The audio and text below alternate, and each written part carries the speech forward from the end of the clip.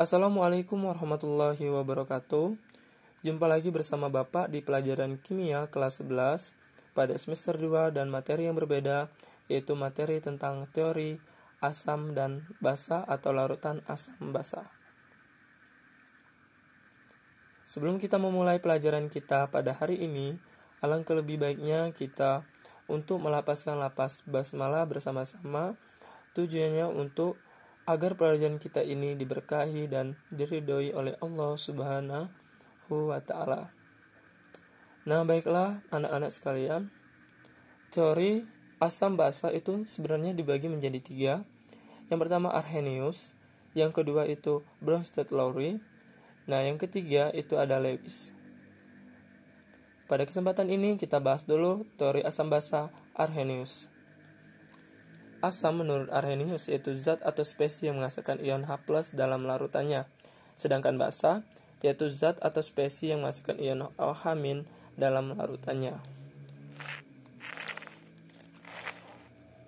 Seperti diketahui, asam menurut Arrhenius itu dibagi menjadi 3 lagi.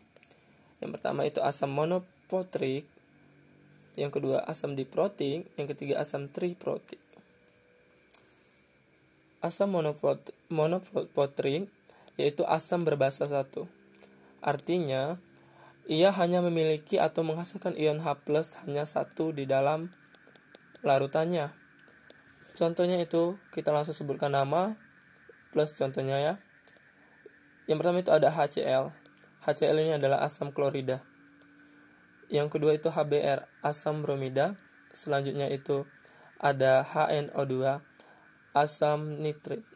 HNO3 itu ada asam nitrat. HF itu adalah asam fluorida. HI itu asam iodida. Dan yang terakhir itu CH3COOH itu adalah asam asetan.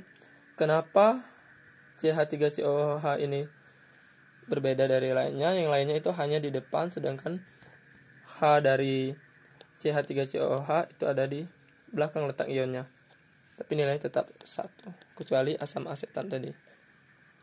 Ya, selanjutnya itu ada diprotik, asam berbasa 2. Asam berbasa 2 ini, kenapa disebut asam berbasa 2? Diulangi lagi, karena ion H+-nya itu ada 2 di dalam larutannya. Nilainya ya. Nah, nilai diprotik ini itu ada H2S. Itu termasuk asam berbasa 2 karena ada 2. H2S ini nama lain dari asam sulfida. Berikutnya itu ada H2SO3, itu nama lain dari asam sulfid. 2 lagi H2SO4, asam sulfat. Ada H2 lagi H2C2O4 maksudnya, itu adalah asam oksalat. Nah, asam yang terakhir itu ada asam triprotik, asam berbasa 3. Dikatakan asam berbasa 3 maksudnya tadi yaitu asamnya berbasa 3, yaitu ion H+-nya memiliki 3 larutan di dalamnya. Jadi ada 3 ion H+ atau hanya ya tadi hanya ada 3. Contoh, hanya kan ada 3, H3PO3. H3PO3 itu adalah asam fosfid. H3PO4 itu adalah asam fosfat. H3ASO3 itu asam arsenit. Selanjutnya itu adalah asam arsenat. Itulah contoh dari teori asam menurut Arrhenius, pengertian berserta contohnya. Berikutnya kita bahas itu untuk basa menurut Arrhenius.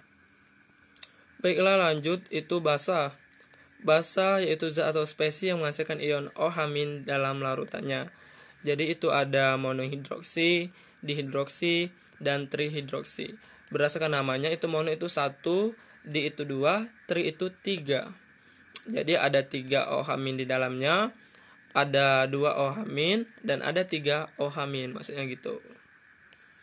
Nah, jadi contoh dari monohidroksi itu ada NaOH, OH maksudnya NaOH. Jadi ini adalah natrium hidroksida. Kemudian ada KOH, itu ada kalium hidroksida. Kemudian ada LiOH, litium hidroksida. Berikutnya itu RbOH, itu adalah